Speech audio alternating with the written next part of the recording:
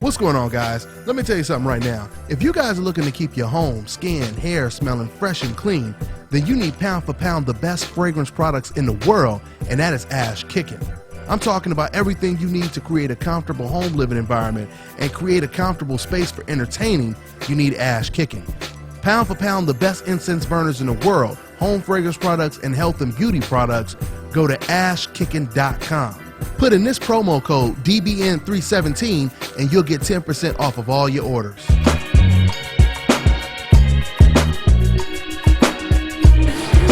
Caleb Flint. Yo. I gotta throw the camera in your face, man. Congratulations, great performance against a Wim Bono out there in Alabama. How you rate your performance?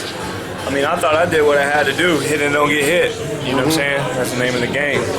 And I hurt my hands early. I hurt my hands early, like second round, really bad. And then I don't know if, like, you can tell the difference. Like, I wasn't really trying to set down super hard. It also made it hard, like him just kind of being shelled up and moving away. You know, I caught him with some big stuff early. I don't think he really liked that. So he just was trying to survive at that point. And, you know, it makes it hard to really shine. You know, it takes two people to make a good fight, to make an exciting fight. Even if it's a one-sided ass whooping, it still takes two people to make an exciting fight. So we did what we had to do. I looked technically sound, I felt. You know, it looked sharp, crisp, didn't get hit. And so, you know, that's what we did. And on to the next one, right? Yeah, what'd you think? Hey, I thought it was a great performance. I totally agree with you.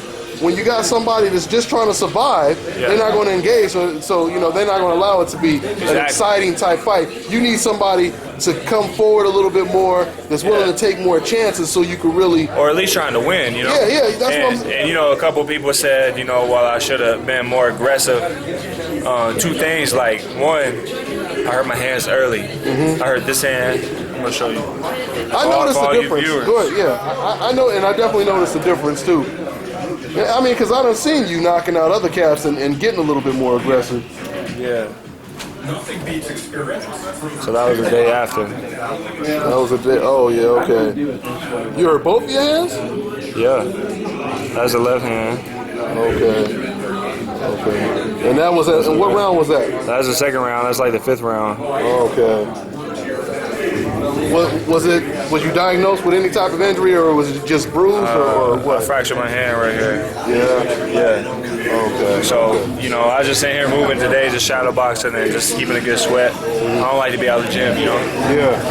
I'm a boxer, that's what I'm supposed to be. So you just you kind of taking it easy then, you just not? Yeah, like I was just chilling last week, just resting my body, and this week, you know, back in the gym, just moving around. Gonna let my hands heal, and, you know, just going from there. We're gonna try to be back in the ring like May or June, have a quick turnaround. And so we'll take it from there. So, you know, like I was saying, the 2 points, I hurt my hand.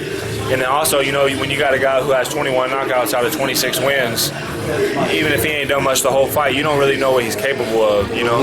And if I would have rushed anything and got caught and dropped or knocked out, then everybody would have said, oh, well, Caleb's impatient. Then they would have called me impatient. And they would have said I'm young and I'm impatient. But the fact that I, you know, stick behind my punches, behind my jab, and was patient with my shots, and then people want to say, well, he don't have a killer instinct. But Caleb, we seen Golovkin do the same thing against David Lemieux. When he felt he was in there with a certain fighter that could possibly catch him with something, he turned more into a boxer as opposed to, you know, face first, quote-unquote Mexican style. So my point is, every fighter, you know, depending on the opponent, they adjust to their opponent, right? I don't fight just one type of way, you know. And early I was getting called a knockout artist who couldn't box. Now I'm being called a boxing phenomenon who can't crack. You know what I'm saying? So at the end of the day, we just gotta use what we need to use at the time we need to use it, and keep getting our hand raised in a good fashion. I think that's what we did. So now it's just on to the next. And eventually you're gonna have that opponent, like you said, that's coming to win. And you're gonna be able to really, you know, showcase all of your attributes. I'm bothered. This was a last minute do because other people didn't want to fight. This wasn't up to me. I didn't pick to fight him. I ain't picked none of my fights. So I'm getting to where I can start calling names, you know. But I ain't picked this fight. I wanted bigger names. You know what I'm saying? I wanted to fight Ronald Gavrill. I wanted to fight you. I wanted to fight Emmanuel Lame. I wanted to fight you. I wanted to fight Dominic Wade. I wanted to fight you. Y'all didn't want to fight. That ain't have nothing to do with me. They called to make the fight. They called y'all to make the fights. Y'all didn't want to fight. So, and if you don't see me fight them next, that ain't on me neither. That's on y'all. I tried to fight y'all. Y'all don't want to fight. So, any of them, Anthony Durrell, any of them, you know what I'm saying? I'll fight any of them. It don't matter to me. I want to fight now. I want to smoke right now. I don't want to wait. I don't want to find out later. David Benavidez, it don't matter to me. We can find out right now. There it go, right? Y'all done heard it from Caleb Plant right there. He said he ready for all y'all to be called out right now. Ain't nobody looking for soft touches. Ain't nobody looking to, let's wait down the road and make it a big, you know what I'm saying? No, I want to find out right now. That's big right there. We gonna see. We gonna see if you get a reaction. I've been trying to fight them. Emmanuel Lame said no, 5-6 fights. If I'm here and you here 5-6 fights from now, we gonna be here. Because you think I ain't gonna progress either? You know what I'm saying? You think I'm gonna be just standing in the same spot? Come on, man. Yeah. Dominic Wade said no, he don't want to come back and fight me. Why? Undefeated prospect. This is a way to get your name back on the map. Dominic probably know what time it is right now. They all know what time it is. That's why they don't want to fight me. What gym am I in? TMT, Mayweather gym. Okay, who's the name I called out? Ronald Gavrill. Yeah, I went right up there in front of everybody. I said, yo, what's happening, man? We need to get this going. He said no. You called him out to us directly. I work out here when I ain't in camp. When I ain't in camp, I come here. When I'm in camp, we go to UNLV where it's quiet. When I ain't in camp, I come here and do my own thing. Yeah. Right there. He said, no, I talked to my management. I said, I'm talking to you. Hey, I'm glad you putting this out there, man. Look, man. So everybody know you ain't trying to just cherry pick or just. That's not how I am, man. I don't like that. I want to fight. I want to fight. Came here in front of everybody. Still said no. Yo, if someone would have came to me with that, we would have fought right there, and we would have been waiting for no boxing match. We would have fought right there. Because ain't nobody called you out, right? No. Ain't nobody said. I told him I'd be a sparring partner for our fight. I'll be your sparring partner for our fight 3 days a week. You told Ronald that? Yeah. Come on, man. What'd he say? He just said talk to my manager? Yeah. Well, I'm gonna have to get his take on this now.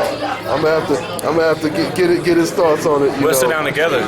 Sit us down together. Make sure you catch us together. I will. Catch us together. That way you don't hear one side and then hear another side. We'll say it together. We'll sit down together and talk our way through it of what happened. Come on, man. I don't like this. Yeah, man. I hear you, Caleb. Well, trust me, somebody gonna react to this. I don't know if they're gonna get in the ring, but they gonna react some kind of way. They can react however they want. It don't make no difference to me. It ain't nothing to me to whoop a grown man's ass. So that's what. Well, I'm talking about reacting, not Yeah, it don't matter to me. The ring, but I'm saying I'm trying to be the best. I'm on a mission. This ain't about the belts. I'll win the belts and go to laying right next to my daughter. Let them rust right there with her. Y'all can keep that, man. I want to fight. Hey, man. Well, hopefully you get one of these. Eventually you're gonna get them because they gonna. Eventually you keep winning. A lot of the pressure is gonna be on all of these fighters. Especially with you calling them out like this. You know what I mean? So, yeah. And that's what it is. Y'all, when they call y'all to fight me, y'all better say yeah. Because if I find out, everybody about to know. I ain't with all this fucking shit. That's what my man Christian. True. Hey, Caleb, he calling out everybody. He calling out Ronald. He calling out David Benavidez. Yeah. He called out Dominic Wade. He calling them all out. Yeah, right there. So it's going down. It's going down. That way. Yeah, that way. All right, man. Well, thanks for your time, brother. My man Caleb Plant, man. God bless. All right, man. This